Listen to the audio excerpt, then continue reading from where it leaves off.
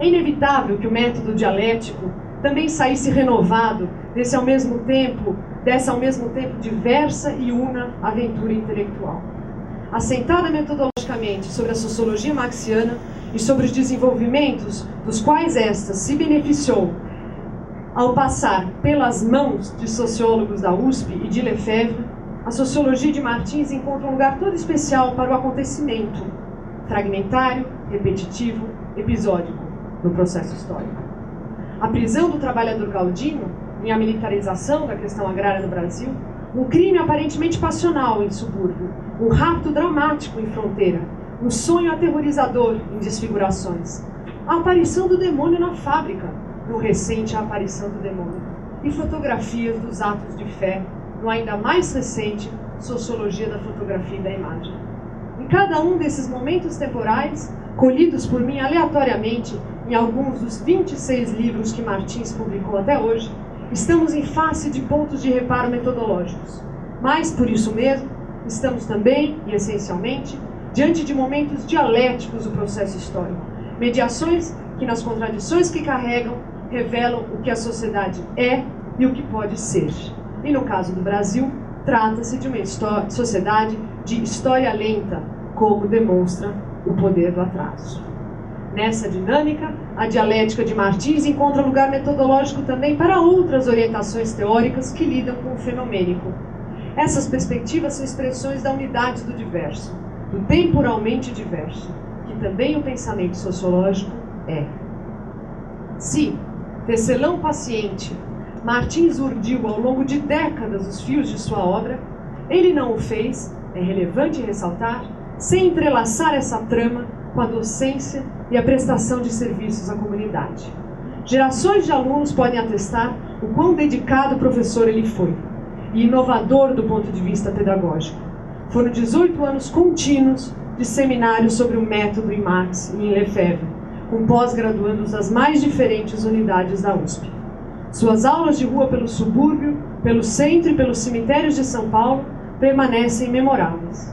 E não são menos inesquecíveis, para aqueles que foram seus alunos de graduação, as antologias que Martins com eles elaborou. Porém, a intensa devoção ao magistério e à pesquisa nunca amainou em Martins o anseio por disponibilizar o seu conhecimento e as suas descobertas para aqueles que, vítimas das mais diferentes origens e credos, têm sido a referência de seus trabalhos. Foram, e têm sido até hoje, muitas as palestras, aulas, assessorias a grupos e movimentos sociais no Brasil e no exterior. Foi longa a cooperação com a Comissão Pastoral da Terra.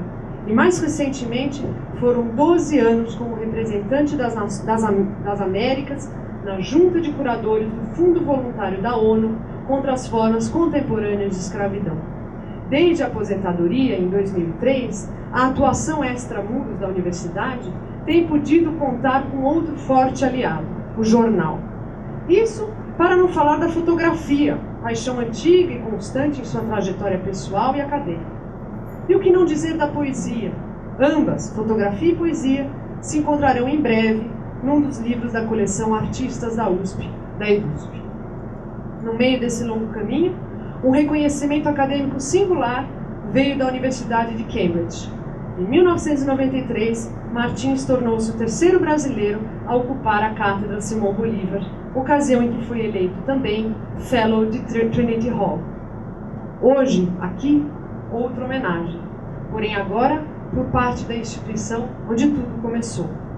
O que, em se tratando de Martins, significa reconhecimento não só do muito que pôde acontecer por ter acontecido à USP, mas ao mesmo tempo reconhecimento do muito que ainda pode vir e virá pelas mesmas razões. Obrigada.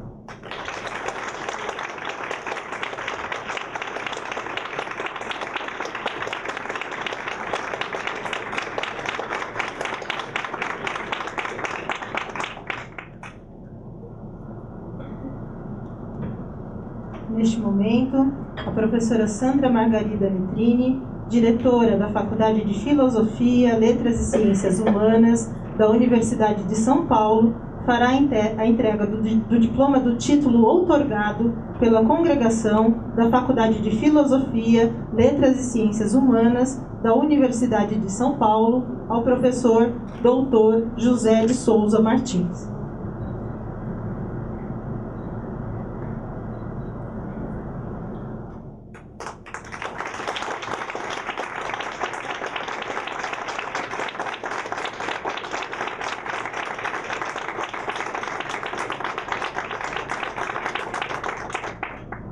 Eu não vou ler porque está em latim.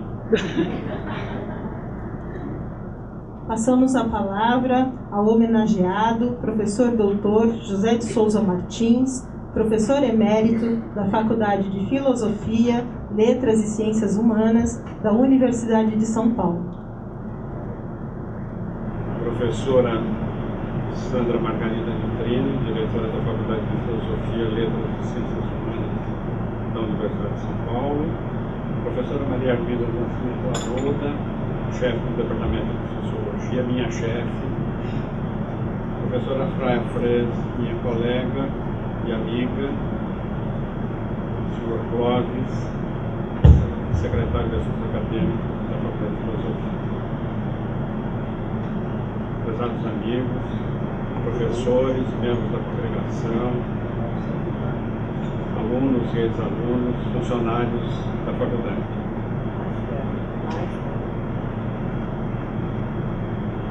Às vésperas do jubileu da Universidade de São Paulo, maior é para mim o significado desta cerimônia e do título de professor emérito que minha faculdade me concede. Porque sou da geração de transição entre os tempos iniciais de implantação e consolidação do curso de Ciências Sociais na USP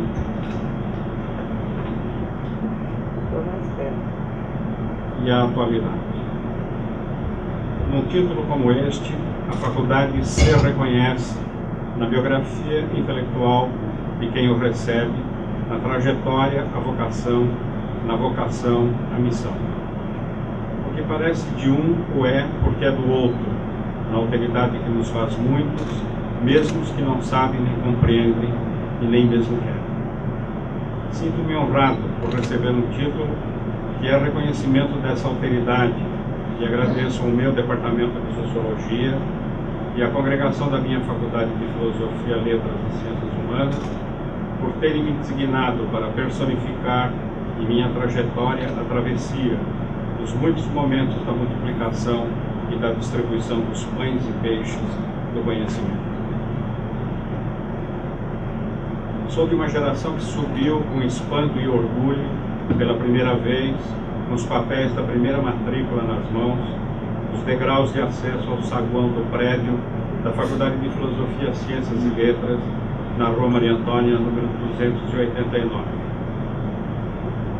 Subir era bem o termo, da rua para o solene, do senso comum para a ciência, da repetição para a criação, da resposta para a pergunta, do obscuro para o desvelado, do escuro para o claro, mesmo tendo eu sido aluno do curso noturno, do feio para o belo.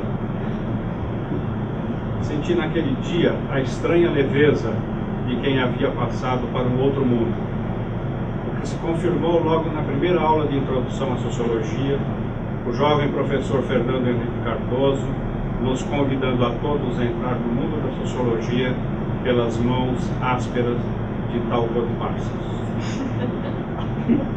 Eu havia passado bem no exame escrito e oral do vestibular de português, mas me vi agora em face de uma língua que eu não entendia. Não levou muito tempo para que eu fosse ler em Wright Mills que Parsons precisava ser traduzido para o inglês. Como então compreendê-lo em português? Quando Parsons fez uma conferência aqui na faculdade, lá na Maria Antônia, nos anos 60, convidado por Florestan Fernandes, dei graças a Deus por ter aprendido sociologia com Fernando Henrique e não com Parsons. Não entendi Parsons, mas entendi perfeitamente o que Wright Mills quis dizer. O professor não ficou apenas em Parsons, foi agregando autores, ideias teorias, conceitos, questionamentos. Ele nos ensinava a pensar sociologicamente, com rigor e pluralismo, como é necessário na verdadeira ciência. Conseguiu. Por sorte, no curso de Introdução à Antropologia, as professoras Ruth Cardoso e Eunice Ribeiro Cura nos falavam de uma outra ciência social, de seres de carne e osso, de culturas, verdadeiras alegorias poéticas da condição humana, o que é tão próprio da antropologia em face das muitas vezes incômoda secura da sociologia. Ottaviani, no segundo ano, nos ensinou a interrogar a realidade com método e com poesia. Gioconda Mussolini nos ensinava a falar dos ossos da antropologia física com o rigor do respeito pelos mistérios do evolucionismo e o lirismo que não se pode deixar de ter por nossos antepassados e nossos colaterais. Sobretudo os macacos, que passei a temer descobrir no espelho sempre que faço a barba. Maria Alice Bencarini Forac, no rigor formal de suas aulas, da bem posta estrutura de pensamento, não conseguia deixar de introduzir uma sutil pitada de humor nos diferentes passos de suas exposições. Lembro dela contando o que era para ela o sentimento do dever. Numa aula para uma sala lotada, pronunciando cadenciadamente as palavras da sua exposição, viu com horror uma mosca que vinha na direção da sua vida. Não teve coragem de interromper a exposição e manifestar seu nojo para não quebrar o decoro. Engoliu a mosca, além dos muitos sapos que todos tivemos que engolir ao longo de anos difíceis aqui na faculdade. Paula Bergman, de Ciência Política, nos ensinava outro âmbito das ciências sociais, a tratar as instituições políticas como construção interpretativa, verdadeiro rendilhado de conexões de sentido no processo político brasileiro, e sempre dá a impressão que não chega a lugar nenhum. Fernando Novaes, que está ali quietinho no canto, nosso professor de História, com sua espantosa erudição e seu bem-vindo indisfarçável incômodo com o marxismo vulgar, questionava os esquematismos com rigor e competência e procurava nos mostrar que no documento do século XVIII não havia nem rastro de Karl Marx, que não era, então, nem mero espermatozoide. Na história, tudo tem o seu tempo, o maior dos quais é o desafio do tempo da interpretação. Para as aulas de geografia de Léa do Goldenstein, que está bem ali, e de Pasquale Petroni, tínhamos que fazer uma complicada viagem de bonde até Pinheiros, a pé ou de ônibus até o Instituto Butantan, e pelo Portão dos Fundos a pé, tínhamos que atravessar o imenso terreno quase vazio que era a cidade universitária, um mero e longínquo projeto que deveria ser. Não raro na lama, para chegar ao que é hoje o prédio velho da reitoria, onde a geografia se refugiava. Jeito esquisito, mas muito prático, de nos ensinar o que era a relação entre o homem e o espaço. Tínhamos aula na roça. Não foi estranho que, quando expulsos da Rua Maria Antônia, em 1968, e banidos para a cidade universitária, Dona Maria Isaura Pereira de Queiroz tenha lamentado o fato, dizendo que ia sofrer muito com a mudança, pois sua família era muito urbana. Não raro, para as aulas, tive que vir de botas, e ainda quando comecei a ensinar sociologia no curso de pedagogia, que funcionava aqui na cidade universitária, e as condições de chegada até aqui eram as mesmas, de botas vim para enfrentar a lama. Creio que essa experiência acabou sendo útil aprendizado para a realização da minha pesquisa na Amazônia. Na minha vida acadêmica houve também e principalmente Florestan Fernandes, que como professor era bem diferente do autor, embora nos dois casos fosse denso e erudito, desafiador. Quase desisti de fazer ciências sociais quando, antes de entrar na universidade, comprei e tentei ler Fundamentos Empíricos da Explicação Sociológica. Foi com o dinheiro de um prêmio ganho em concurso sobre a biografia de Américo Brasiliense de Almeida Mello, patrono do Instituto de Educação em que eu fazia o curso normal, para me tornar professor primário na roça, que era o meu primeiro projeto de vida. O prêmio era para que comprasse livros. Fui à Livraria Brasiliense e comprei quase uma prateleira inteira de livros de ciências sociais e de ciências humanas, os 40 volumes. Ralph Linton, Caio Prado Júnior, Sérgio Buarque de Holanda, Florestan Fernandes, Josué de Castro e muitos mais. Foi o começo de minha biblioteca. Era o demônio tecendo sua trama, me tentando para as ciências sociais, me tirando do caminho da roça. Como aluno do curso de graduação, vivi na faculdade os últimos anos da era de ilusões e alegrias do nacional desenvolvimentismo, a esperança de que o Brasil, subdesenvolvido e imperfeito, se transformaria num país de sonhos, em que as exceções como eu e meus colegas de turma do curso noturno, que trabalhávamos durante o dia, abríamos o caminho da universidade aberta a todos com um livro nas mãos e um sonho na alma. O Brasil precisava apenas ser destravado. E as ciências sociais, particularmente a sociologia, estavam aí para diagnosticar as causas e os fatores do que, desde os anos 50, os sociólogos brasileiros definiam como resistências à mudança. É verdade que ninguém se perguntava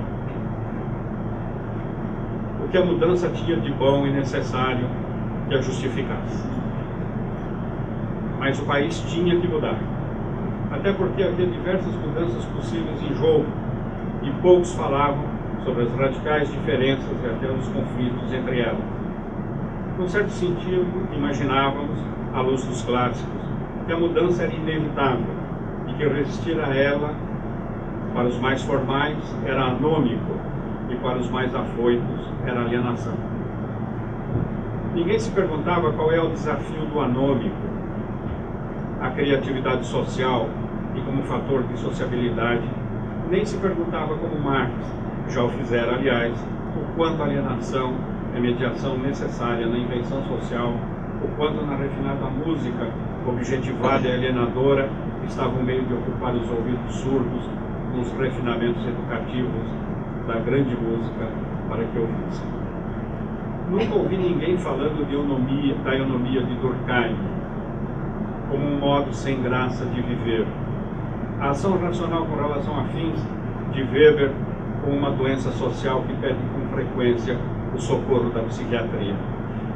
Nem ouvi ninguém mencionar a alienação de Marx como postura patológica em face da vida das filhas, que ele vitorianamente reprimia, como se pode ler na troca de cartas entre ele e ela. A sociologia parecia carregada de certezas lineares, que a postura crítica do grupo da USP propunha que se visse na perspectiva rigorosa da dúvida e da indagação fundamentada teoricamente. Creio que foi somente Fernando Henrique Cardoso quem, no final de sua tese de livre docência, Empresário Industrial e Desenvolvimento Econômico, propôs o legado de uma pergunta de limite que poderia demarcar os dilemas dos sociólogos brasileiros durante os anos seguintes, que ele propôs quando ainda não sabia que seriam os anos sombrios da ditadura: subcapitalismo ou socialismo. Esses dilemas foram sumarizados por Florestan Fernandes no projeto de estudo Economia e Sociedade no Brasil, que sintetiza as criativas descobertas e interpretações suas e de seus assistentes numa definição de rumos da investigação sociológica na cadeira de Sociologia 1, que ele era o titular, como sucessor de José Bastide e de Claude Lévi-Strauss, nosso primeiro professor de Sociologia. Foi a única vez em que a sociologia brasileira teve um projeto abrangente que trazia as indagações teóricas para o plano não só das contradições da realidade social, mas também e sobretudo para a pesquisa sobre o possível. Os estudos que já vinham sendo realizados na cátedra de Florestan propunham um inovador terreno de pesquisa numa linha que poderia ser definida como a sociologia crítica da escola sociológica da USP. Crítica porque revia o conhecimento social e sociológico, porque propunha o conhecimento social e sociológico na perspectiva das interrogações de uma sociedade concreta e não como sociologia aplicada. A sociologia é vista como uma ciência de indagações empíricas e questionamentos teóricos. A sociologia encarada como modalidade de conhecimento que sempre tem algo mais a dizer sobre o já explicado, como conhecimento aquém do a mais que a dinâmica social propõe no objeto permanentemente em mudança. Nesse sentido, a própria sociologia, como objeto de conhecimento, em face da realidade que é sempre potencialmente outra em relação ao já descrito e ao já explicado. Fui aluno de Ciências Sociais, portanto, no momento em que a cadeira de Sociologia 1 desenvolvia projetos de pesquisa que propunham a sociologia como ciência não só do que a sociedade é, mas também do que pode ser no vir a ser bloqueado pelos atores causas do atraso e demora social em face das possibilidades históricas da sociedade. Quando em 1963 a incerteza política começou a invadir o cenário social, o projeto de Florestan Fernandes e seus assistentes começou a mostrar todo o seu sentido e toda a sua importância como programa de ciência. Naqueles dias já era visível que estávamos na iminência de mudanças que poderiam ser mudanças bruscas e mesmo inesperadas. Lembro de que, sendo eu ainda aluno e já auxiliar de pesquisa, visitou o grupo de Florestan o sociólogo colombiano Orlando Fals Porta, pai da pesquisa participante. A conversa girou em torno das incertezas políticas do Brasil e terminou com o oferecimento de acolher em Bogotá os que eventualmente viessem a precisar de um lugar para dar continuidade às suas pesquisas. Nas vésperas do golpe de Estado, numa reunião na sala 1 do prédio da Maria Antônia, professores debateram o desfecho iminente dos impasses políticos e o grande temor era de que João Goulart tentasse o golpe de Estado. O que tinha sentido e fundamento. Jango tentava repetir Getúlio, mas como já disseram em tempos idos, um alemão barbudo muito sábio, a história não se repete senão como caricatura. Muitos intelectuais temiam essa possibilidade, como também temiam a do contragolpe que acabou ocorrendo, pois tanto num caso como no outro o retrocesso político era evidente e a alteração das condições de ensino e pesquisa na área de ciências humanas era um risco real. O golpe militar, horas depois dessa reunião, as primeiras prisões, os inquéritos policial-militares, tudo criou um cenário adverso na universidade, cujo extremo alcance Florestan Fernandes compreendeu. Nos 4 anos seguintes, antes das cassações, promoveu a aceleração das pesquisas dos que ainda não haviam feito mestrado e doutorado. Em 1964, ainda aluno de graduação, eu já estava com um projeto de pesquisa pronto sobre a modernização da agricultura paulista, orientado por Otaviano. Em poucos meses, em 1975, realizei a pesquisa comparativa em diferentes e díspares regiões do Estado e fiz minhas primeiras observações relativas à revisão crítica do dualismo que no plano teórico Iane tinha proposto em seus cursos de graduação e em seus artigos e livros. Essa crítica tinha 2 matrizes aqui na USP. De um lado, nos anos 50, o questionamento dos estudos de comunidade e da correspondente concepção de tradicionalismo por Gioconda Mussolini, estudiosa das comunidades caiçaras. Foi ela quem sublinhou primeiro que o modelo tribal de comunidade que constituía o pressuposto teórico de autores como Robert Redfield e George Foster não dava conta de que as comunidades camponesas, no nosso caso as comunidades caipiras e caiçaras, não são comunidades fechadas e verdadeiras, porque atravessadas por relações e tensões societárias. Antes que o dualismo se firmasse a partir da obra de Jacques Lambert, a constatação de Gioconda oferecia uma referência fundamental para situá-lo no que hoje se poderia chamar de ideologia do desenvolvimentismo. Os 2 Brasis de Lambert ganhariam uma edição em português patrocinada pelo Ministério da Educação e marcaria direta ou indiretamente as outras polarizações que dominaram o pensamento social e econômico do Brasil desse período, como a de subdesenvolvimento e desenvolvimento, aliás, título de um livro de Celso Furtado, as formas tradicionais de economia e sociedade responsabilizadas pelo atraso do país. A própria sociologia nas escolas de agronomia era usada como instrumento de identificação não apenas das causas do atraso, mas, num certo sentido, da culpa pelo atraso. E, nesse caso, as populações rurais, as populações caipiras, eram sistematicamente condenadas. No meu trabalho de campo foi fácil colher evidências de que o tradicional e o moderno eram abstrações que não tinham substância social, a não ser analítica, que não se opunham, antes se condicionavam reciprocamente nas condições adversas da economia agrícola de base familiar.